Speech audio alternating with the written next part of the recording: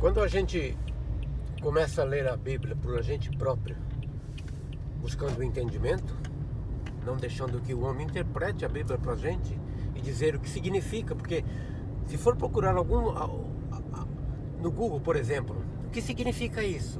Um versículo bíblico, está lá, escrito assim, isto significa o que? Pronto, aí começa o cristianismo dos gentios, a interpretação daquilo que está escrito, literal.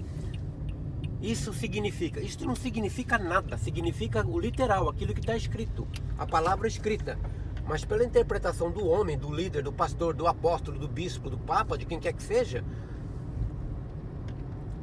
colocam as pessoas debaixo da servidão do medo. Então o que eu digo? O cristianismo dos gentios, o cristianismo dos homens, doutrinas de homens, que não tem nada a ver com o cristianismo verdadeiro, o cristianismo de Cristo, dos apóstolos, da Bíblia dos apóstolos, a Bíblia dos judeus, uma constituição judaica para uma nação somente, uma lei para um povo, como um país qualquer, tem as suas leis, somente para aquele povo, não é para o mundo todo. Mas infelizmente no cristianismo, a doutrina de homens faz isso, faz do judaísmo uma religião mundial. Porque a lei foi cumprida na cruz por Cristo, eles vivificam hoje colocando as pessoas debaixo de servidão, dependendo da vontade, do desejo do homem, da aceitação do homem, para ir para um lugar chamado céu, caso contrário, para um lugar chamado inferno. A Bíblia nunca disse que se você crer, você vai para o céu. E se você não crer, você vai para o inferno. Mas o crente diz, o igrejado. E ele debate com o crente desigrejado, porque eu falo do crente igrejado. Então eu falo do crente desigrejado, ao qual eu faço parte. Por isso que eu sou um desigrejado, que eu entendi a Bíblia por eu mesmo, por ler eu mesmo, não deixar que o homem trepe no púlpito lá, e bata no púlpito, e pule, e grite, e fale tudo aquilo que ele pense, para dizer amém, e ir para casa, e pronto, cumprir a minha obrigação dominical, semanal, estou salvo. A cruz de Cristo, deixa para lá. Mas é isso, um cristianismo falso, de mentiras, de engano.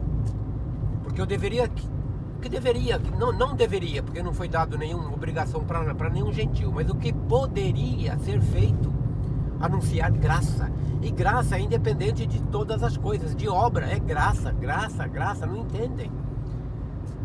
Mas a graça para eles é condicional, depende de você. Para aqueles que recebem a graça, isso não é graça.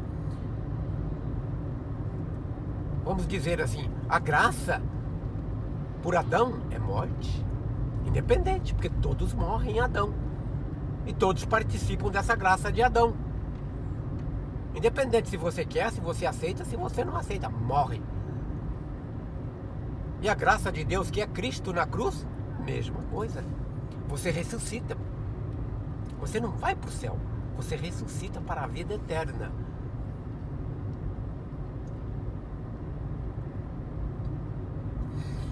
E baseado nas doutrinas dos homens, no medo que levam a humanidade, porque o que está lá fora, o desigrejado natural da terra, que nunca passou na porta de uma... Quer dizer, passou, mas nunca entrou para ouvir medo. Ele é livre, ele é uma pessoa livre, liberta. Ele vive a vida que Deus deu, como Deus deu, sem medo, sem nada. Porque Deus não é medo, Deus é amor. Mas a partir do momento que o homem entra, sobe o degrau da porta de uma igreja, ou sei lá, se é no subsolo, não interessa. Mas da porta para dentro, ele já começa a ter medo daquilo que ele é, do mundo que estamos vivendo. Ter medo da vida. Porque tudo foi dado por Deus, vida e morte. Deus deu a vida, depois enviou a morte, para depois dar a vida eterna. E assim o processo.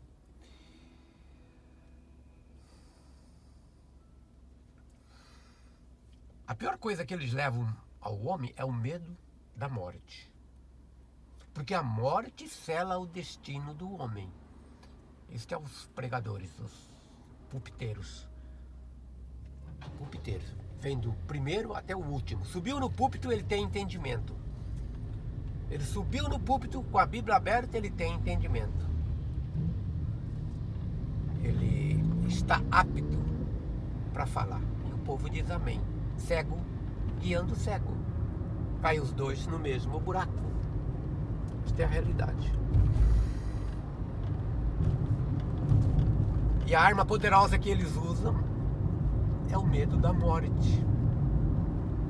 Porque com a morte do corpo, essa morte física que o espírito volta a Deus, acabou. Você já não tem mais chance de nada. Quando você fechar o olho nesta terra, acabou. Está determinado o seu futuro. E aonde você vai passar a eternidade, você já pensou? Daqui a 100 anos? Daqui a 100 anos, onde você estará?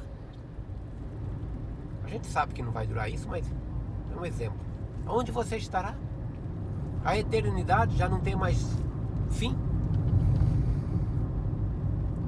Tormento eterno, consciente, a pior coisa do mundo, consciente. Você vai lembrar deste dia, deste momento que foi lhe feito este convite, para você ter a vida eterna, para você gozar a vida com abundância, como Cristo disse. E se você aceitar agora, você estará. Você já não tem mais medo da morte, porque a morte é um descanso. Você estará no paraíso. E se você recusar, você vai se lembrar deste momento. E a pessoa que é levada pelo medo, porque o homem nasce com isso, é a pior coisa que o homem tem, medo. Se você chega numa casa estranha com sede, a única que tem aquela naquele lugar, naquela rua, sei lá, e você já não aguenta mais, você pede um copo d'água. E a pessoa vai buscar a água. E vem passando outro e fala, oi, o que você vai fazer? Não, eu estou com sede, pedir água. Ó, não bebe água aqui não, porque tem isso, e já aconteceu coisas assim. Eu acho. A pessoa deixa, recusa, vai embora. Ele acaba morrendo de sede, mas ele deixa de tomar a água porque o outro disse para ele que é mal, que é perigoso ele beber aquela água. Ele acredita no que o homem diz. Acabou. Assim é o medo que o crente coloca na cabeça das pessoas. A morte sela o destino do homem. Depende de você. A tua aceitação, a tua decisão te dá a vida eterna. É uma loucura. A gente entende isso como loucura quando você está fora desse sistema. Quando você realmente lê a Bíblia e entende por você. E não pergunta para o líder. Porque a função do líder é te manter lá dentro. Te manter trabalhando.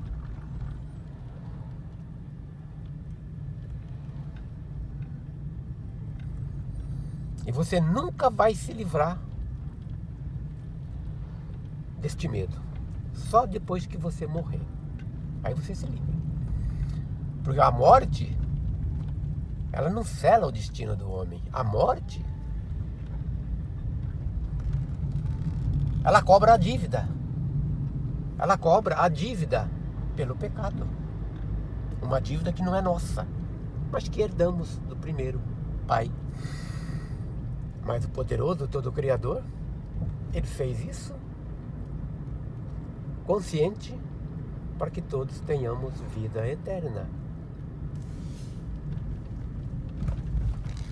E qual é o destino? Qual é o destino do crente e do pagão depois da morte?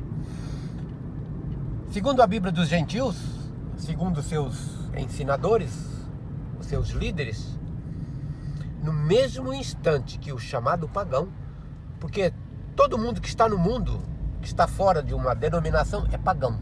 Para eles, é pagão. Não foram batizados, pagão. Morreu pagão, no mesmo instante a alma vai para a presença de Deus para ser julgado. Se você fez boas obras, você vai para o paraíso. E se as suas obras foram más, condenação eterna, você vai para o inferno. Isso é o que eles ensinam.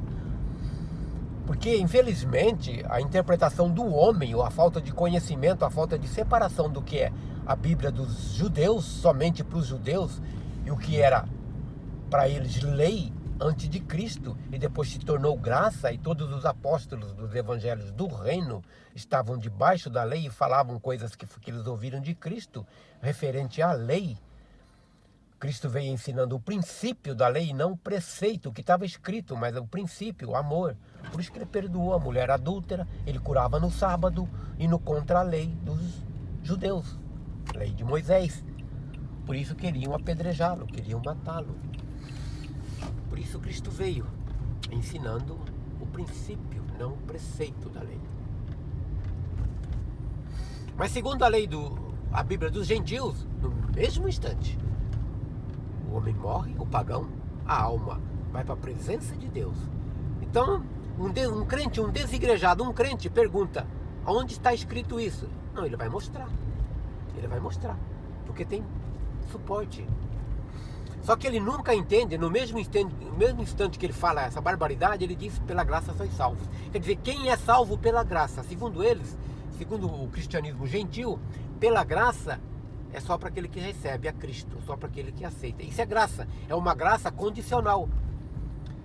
Eles esquecem, segundo Coríntios capítulo 5, versículo 19, porque Deus estava em Cristo, reconciliando consigo mesmo o mundo, já não imputando mais as suas transgressões. Transgressões. Aqueles que estavam debaixo da lei, debaixo da bênção e da maldição por desobediência à lei de Deus, hoje não estão sendo amaldiçoados. Estão em paz, assim como toda a terra. Olha o que está acontecendo com Israel hoje. Olha. E Deus não está destruindo ninguém. Não está destruindo a Palestina. Eles mesmos estão brigando entre eles e se matando entre eles. Porque Deus não está trabalhando com o povo judeu hoje. Porque todos estão fora da lei. Mas o gentil traz a lei morta e vivifica hoje. Então, segundo o gentil, o pagão é para a presença de Deus. Então é difícil para mim, um crente desigrejado, entender o que eles leem a Bíblia. Porque eles têm mais prazer na destruição, na condenação, do que na salvação. Que, por exemplo, o apóstolo Paulo escreve, pelas obras da lei, Gálatas 2,16, pelas obras da lei, nenhuma carne será justificada perante Deus. Isso não exclui ateu, não dá nomes, crente, descrente, pagão, seja lá o que for, é a alma vivente. A Bíblia não faz separação, Deus não faz separação. Na presença de Deus somos almas viventes, não importa sexo, cor, raça, crença, não importa. Temos o sopro do Deus vivo.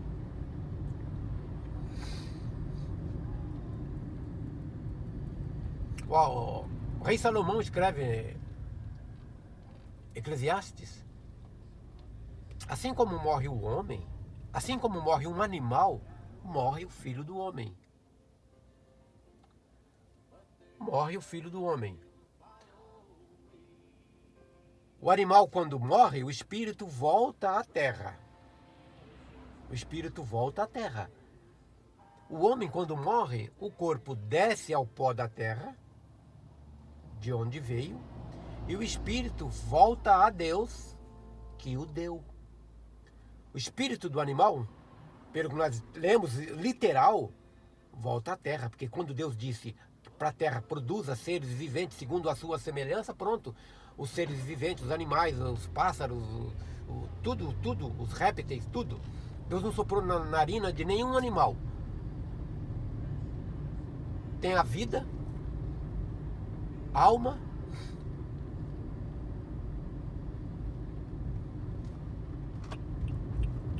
diferente do homem.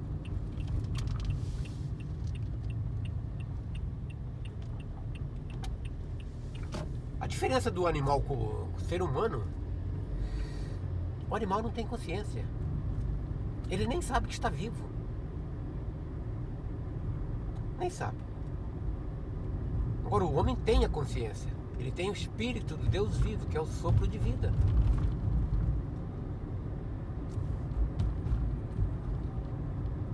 Eclesiastes, Salomão, o homem mais sábio do mundo, que houve, né? O corpo desce ao pó da terra de onde viemos. Assim foi quando Deus criou Adão. soprou em suas narinas e foi feito alma vivente.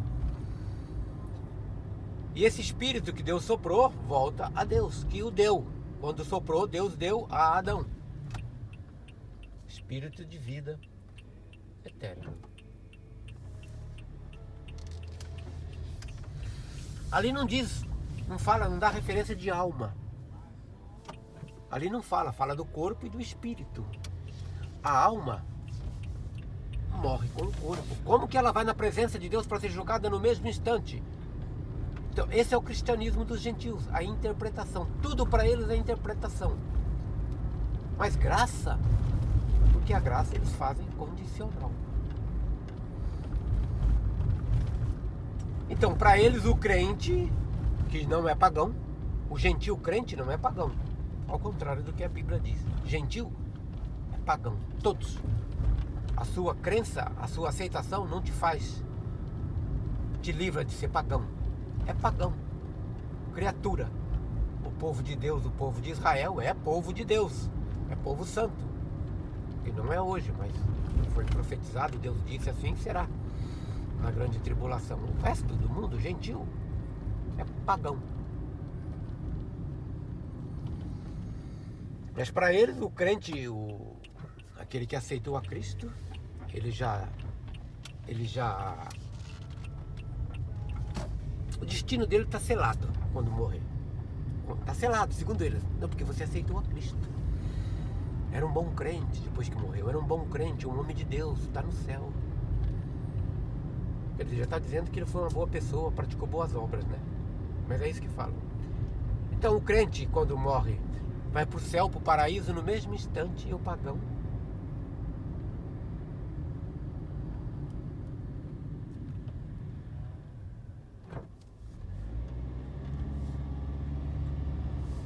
a presença de Deus, para ser julgado.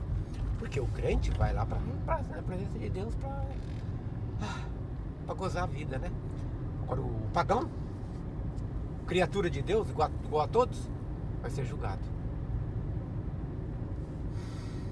Isso que mete medo nas pessoas, mais no crente, no igrejado, do que naquele que está lá fora, que não conhece nada. Porque aquele que está lá dentro, toda semana, ele recebe uma dosinha de medo. Vem um chacoalho, vem um chicote. Os crentes saem da igreja. Hoje o pastor desceu o chicote. Hoje ele lavou mesmo. Aquelas irmãzinhas, aqueles irmãozinhos. Hoje o pastor desceu o chicote. Hoje valeu a pena o culto. Desse jeito. Cego guiando cegos. Não há um justo, um sequer, um que entenda, um que busque a Deus. Todos se extraviaram. E juntamente se tornaram inúteis, Romanos 3,10. 1 Coríntios capítulo 15. Apóstolo Paulo, que se a nossa esperança fosse só nessa vida, seríamos os mais miseráveis dentre os homens. O homem quando morre, não importa quem ele seja, o que ele fez nessa vida, fechou os olhos. Se não houvesse esperança para ele, seríamos os mais miseráveis dentre os homens. Porque para isso fomos criados, para morrer. Não, nesta vida você tem a chance de ser salvo, você tem a chance de decidir o teu futuro, aonde você vai passar a eternidade. Isso para meter medo, esse é o cristianismo. O que Cristo fez na cruz, libertou o mundo do pecado, tirou o pecado do mundo para a morte eterna, já não existe mais. Continuamos pecadores, somos pecadores todos os dias, diariamente, segundo após segundo, porque não podemos fazer outra coisa, natureza caída, Cristo não mudou nossa natureza, não somos nova criatura, continuamos os mesmos, mas ressuscitaremos. Isso que foi a obra de Cristo. Ressuscitaremos no último dia para a vida eterna. Então esta é a questão. Você tem a chance, você decide onde você vai passar a eternidade. Ou você aceita, ou você vai para o inferno. Literal.